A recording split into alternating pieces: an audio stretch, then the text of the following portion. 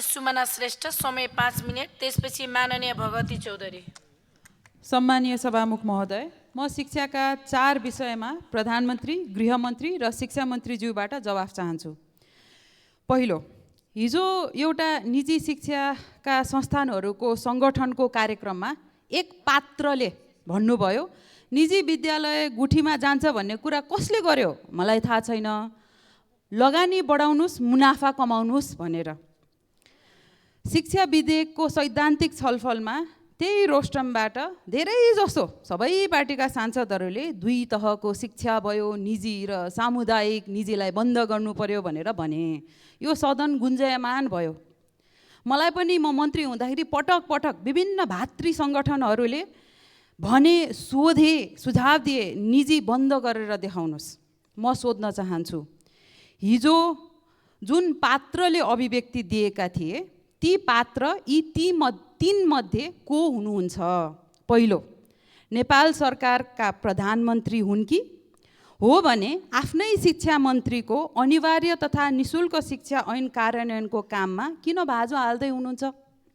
वा एमालेका अध्यक्ष कमरेडको अभिव्यक्ति हो भने निशुल्क शिक्षा भनेर जनताको दिमाग यो 30-40 वर्ष किन भुट्नुभयो?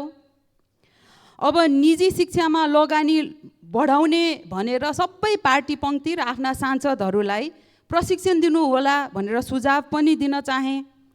साम्यवादी नेताले विद्यालय शिक्षामा मुनाफा कमाऊ भन्ने सुहाउँछ?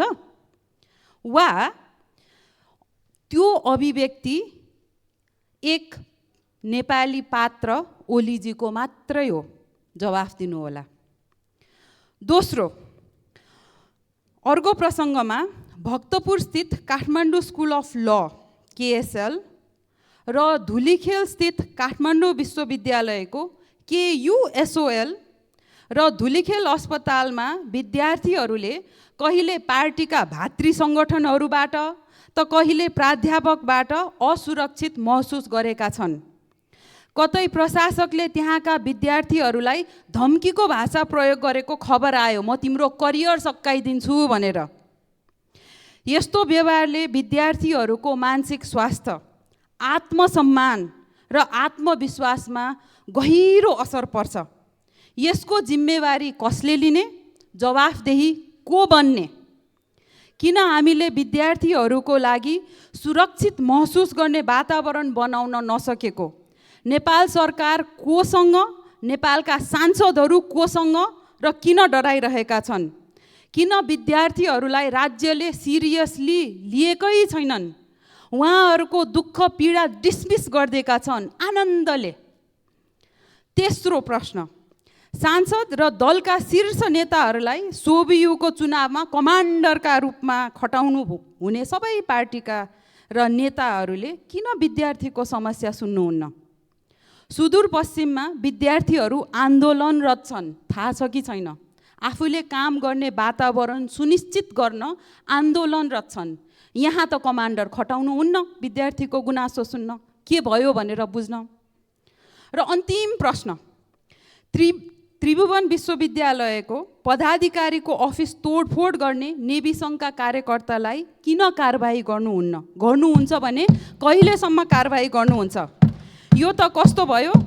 सरकारी शिक्षालयहरू तोडफोड गर्न उक्साउने आफ्नै भातृ सङ्गठन, तालाबन्दी गर्ने आफ्नै भातृ सङ्गठन, विद्यार्थीहरूलाई पार्टीको कार्यक्रममा नाराबाजी गर्न लग्ने कक्षा कोठाबाट थुतेर आफ्नै भातृ सङ्गठन, शिक्षकलाई कार्यकर्ता बन्न बाध्य बनाउने पार्टीहरू, प्रशासकहरूलाई कार्यकर्ता बनाउने पार्टीहरू, प्राध्यापकहरूलाई दलको झोला बोकाउने पार्टीहरू, झोले बन्न बाध्य पार्ने पार्टीहरू र गुणस्तर खस्काउने सरकारबाट सञ्चालित शिक्षालयहरूमा यो गर्ने पार्टीहरूले र निजीबाट चल्ने संस्थानहरूलाई चाहिँ नि लगानी बढाऊ, मुनाफा कमाऊ। त्यो मुनाफाको केही प्रतिशत चाहिँ नि पार्टीको कार्यक्रममा लगाऊ, त्यो मुनाफाको केही प्रतिशत चुनावको खर्चमा लगाऊ भन्न तपाईँले खोज्नु भएको हो प्रधानमन्त्रीज्यू? अथवा मैले यो प्रश्न संविधानले नचिन्ने तर सरकारले चिन्ने दुई दलीय सत्तारूढ संयन्त्रका पूर्व विद्यार्थी नेताहरू जो आफूले आफूलाई म स्याडो प्रधानमन्त्री हो भन्दै हिँड्छन्, उहाँहरूको ध्यान आकर्षण गराउनु पर्ने हो मैले यो प्रश्नमा, यो विचारमा। धन्यवाद सभामुखज्यू।